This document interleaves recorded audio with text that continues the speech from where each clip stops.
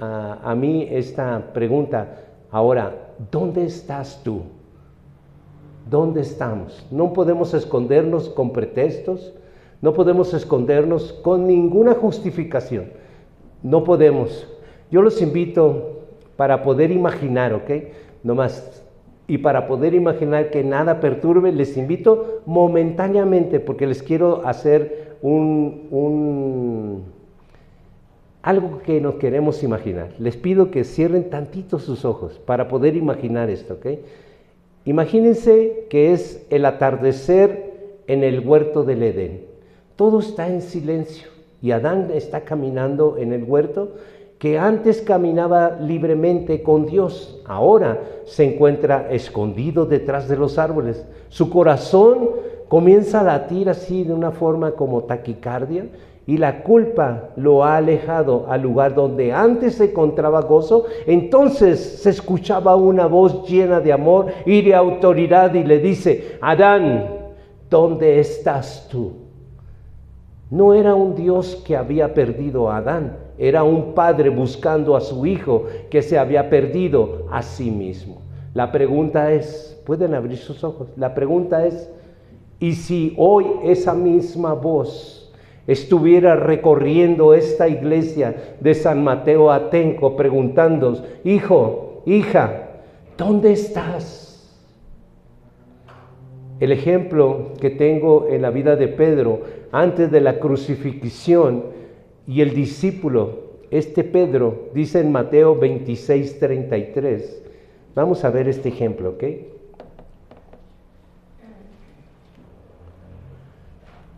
Fíjense cómo él, antes de negar a Jesús, él con mucha valentía le dice estas palabras a Jesús. Mateo 26:33. Le dice: respondiendo Pedro le dijo: aunque todos se escandalicen, de ti yo nunca me escandalizaré. Sin embargo, pocas horas después negó 3 veces de no conocer a Jesús.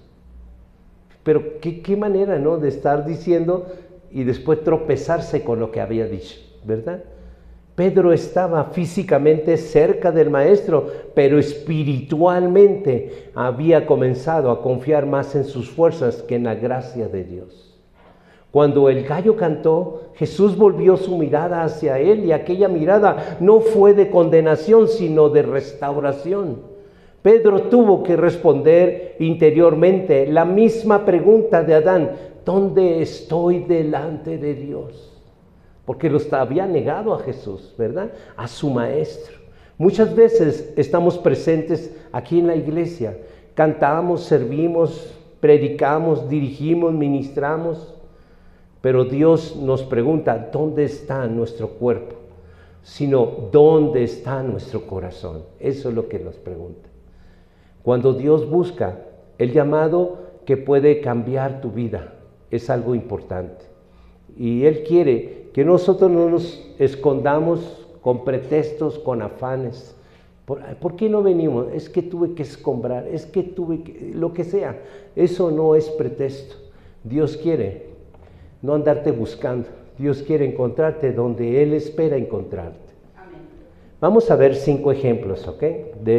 De personajes bíblicos que de alguna manera, como Adán y Eva, y quiero tomar el ejemplo de Adán y Eva en primer lugar, Génesis 3:8, y después vamos a ver otros ejemplos, ¿ok? Génesis capítulo 3, versículo 8, dice: y oyeron la voz de Jehová Dios que se paseaba en el huerto al aire del día, y el hombre y su mujer se escondieron de la presencia de Jehová entre los árboles del huerto. Hoy, hermanos, muchos se esconden detrás de, ¿saben de qué? Ya no son árboles, se esconden detrás de las apariencias de religiosidad, actitudes ministeriales, en el trabajo, en redes sociales, en excusas y justificaciones se esconden. Pero Dios sigue llamando a una nueva vida en Jesucristo. En Jesucristo no necesitamos escondernos. Dice en 1 de Juan 1:9: Dice la palabra de Dios así: si confesamos nuestros pecados, Él es fiel y justo para perdonar nuestros pecados y limpiarnos de toda maldad. Así que no tenemos que escondernos, porque Él es justo, Él es fiel y está dispuesto a perdonarnos. Él no quiere que en lugar de estar en su presencia nos escondamos, eso no quiere. Él quiere que vayamos a su presencia porque Él es fiel y justo. Como dice la palabra aquí en 1 de Juan 1:9, si confesamos nuestros pecados, y confesar nuestros pecados no es ante ningún hombre, es directamente con Él. Dice, sí, tú me viste, tú sabes las intenciones en mi corazón y contigo no me puedo justificar y confieso mi pecado, perdóname. Y entonces dice la palabra de Dios, dice, Él es fiel y justo para perdonar nuestros pecados y limpiarnos de toda maldad. La pregunta es, ¿qué haré con mi vida? Esa vida, doble vida que estoy ocultando, que nadie la conoce. ¿Qué haré delante de Dios? Vamos a Él y pidámosle perdón a Él, porque Él es fiel y justo para perdonar nuestros pecados. Vamos a un segundo ejemplo. Y vamos a ver una iglesia de Éfeso, ¿ok? En Apocalipsis 2 al 4. Esta iglesia de Éfeso,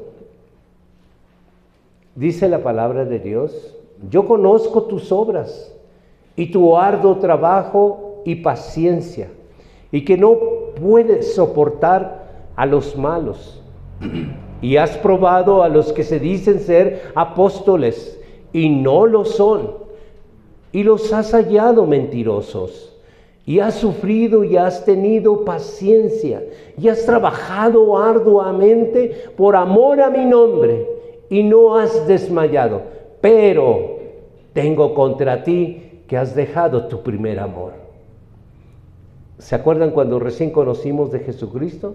Pues éramos otras personas que andábamos, pero con una fe, un calor, algo que nos impulsaba a hablarle a todo mundo. Y Él dice, así como en la iglesia de Éfeso, Jesús nos está llamando a regresar a ese primer amor, una nueva vida en Jesucristo. Fíjense lo que dice en el versículo 5.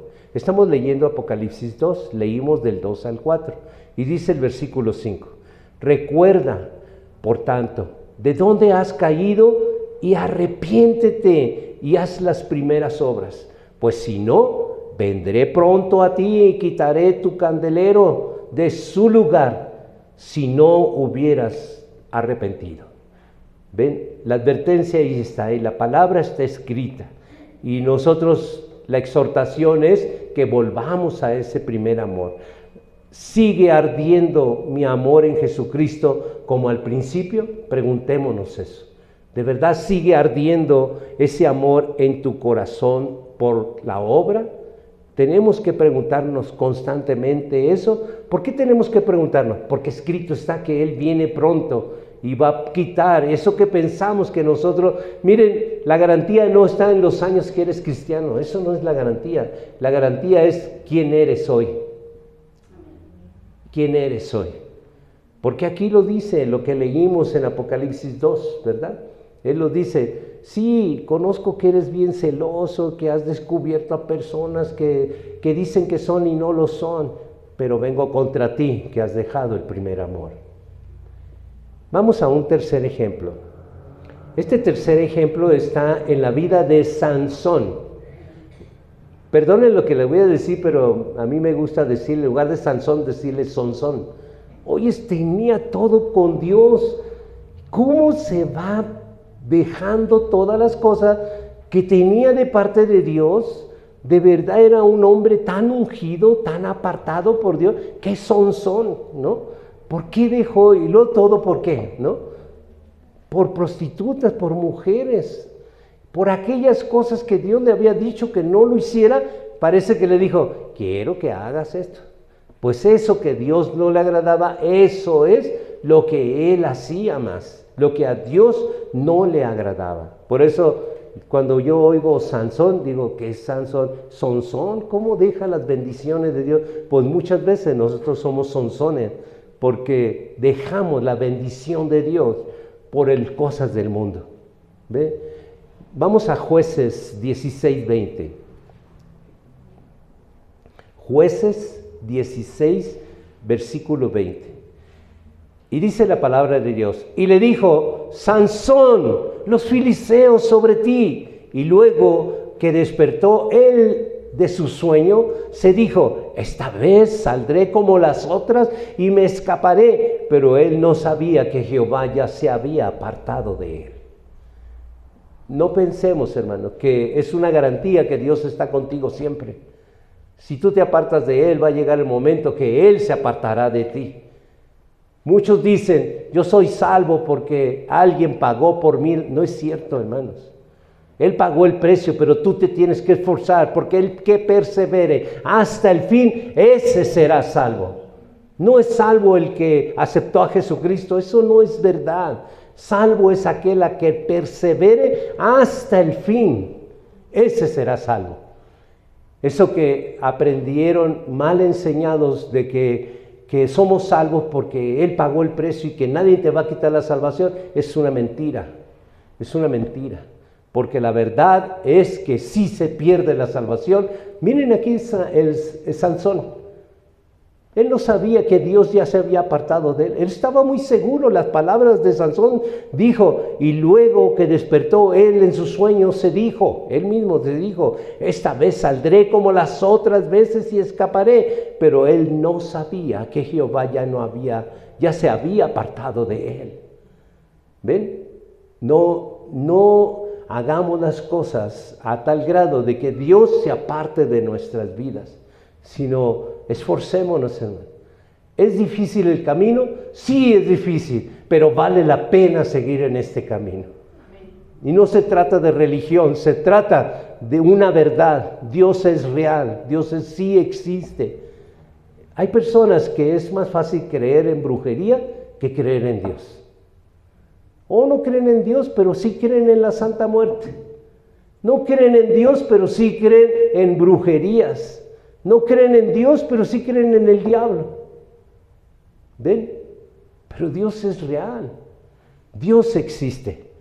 Entonces no hagamos cosas al grado de que Él se aparte de nosotros. Y tú estés pensando como Sansón, de que es segurísimo que Él está conmigo. Y si Dios está conmigo, ¿quién contra mí? Oye, es como tú te comportas. De verdad no creo que Dios esté contigo. Porque Dios no puede estar en la porquería. ¿Saben? Les digo una cosa, Dios no puede estar en la cochinada. Es por eso que nosotros tenemos que tener nuestra casa limpia, tenemos que tener nuestra habitación limpio, tenemos que tener las cosas limpias, porque Dios no habita en la cochinada. El diablo sí, los demonios sí. ¿Ven? Entonces nosotros tenemos que, por Dios, buscar que Él se mueva en nuestro lugar de habitación. ¿Cómo? Pues teniendo limpio las cosas, arreglada mi casa, arreglada mi cama, arreglada mi ropa, y Dios habitará contigo. ¿Ok? Vamos a un cuarto ejemplo. Ahora vamos a ver en la vida de David como ejemplo en 1 de Samuel 16, versículo 7. En 1 de Samuel, capítulo 16, versículo 7. Y Jehová respondió a Samuel: no mires su parecer ni lo grande de su estatura, porque yo lo desecho. Porque Jehová no mira lo que mira el hombre, pues el hombre mira lo que está delante de sus ojos, pero Jehová mira el corazón. La sociedad evalúa, hermano. Nuestra sociedad de San Mateo Atenco, y de donde quiera que vayamos, ¿saben qué evalúa? Tu apariencia, evalúa tu éxito, evalúa que seas popular. Pero Dios observa motivaciones, intenciones y observa la fidelidad. David cometió errores, sí, pero siempre regresó con un corazón arrepentido. Dios transforma el interior. Veamos Salmo, hermanos, 51:10. Cómo Dios, cuando uno tiene un verdadero arrepentimiento, Dios se encarga de hacer la limpieza en tu corazón. Dice en el Salmo 51, versículo 10, fíjense la oración de David hacia Dios, de reconocer cuando él había pecado. ¿Sabe qué había cometido cuando él estaba pidiendo perdón a Dios? ¿Saben qué había cometido David? Había mandado matar a un hombre para quedarse con su esposa. Eso había cometido. O sea, lo que hacemos nosotros como seres humanos, eso nos lleva a que nos duela, que fallamos contra Dios primeramente. Y hay que ponerlos a cuentas con Dios primeramente. Dice el Salmo 51, versículo 10, crea en mí. Imagínense la angustia que sentía David después de haber sido confrontado de su pecado, ¿verdad? Entonces él le dice, crea en mí, oh Dios, un corazón limpio y renueva un espíritu recto dentro de mí. Él estaba muy angustiado porque sabía que le había fallado a Dios. Y cuando hace esta oración, parte de la oración, pues no voy a leer todo el capítulo 51, pero esta es parte de la oración, la angustia que él se encontraba de haber fallado a Dios. La pregunta es, ¿qué encuentra Dios en tu corazón, en mi corazón? ¿Verdad? De verdad, cuando le fallamos, ¿nos arrepentimos o lo dejamos pasar? Ay, acabamos que Dios me va a perdonar. Esa no es la actitud. La actitud es que te duela cuando tú le fallas a Dios, ¿verdad? Vamos a un quinto ejemplo, y este ejemplo lo vamos a tomar de la vida del hijo pródigo. Quiero hacer una pausa, ¿ok? Si se fijan, yo nunca digo vamos a la historia de David, vamos a la historia del hijo pródigo. Jamás voy a decir eso. ¿Sabe por qué? Porque cuando tú hablas que este libro tiene historias, entonces no es compatible al 2026, porque esto ya pasó, estás hablando de un reinado y hoy hablamos que México no tiene un reinado. Entonces, ¿cómo puedes? Porque yo no hablo de historias, porque este libro no tiene historia, este tiene ejemplos de vida para nuestra vida, ejemplos para nuestra vida. Es un libro actual, no es un libro viejo, es un libro actual.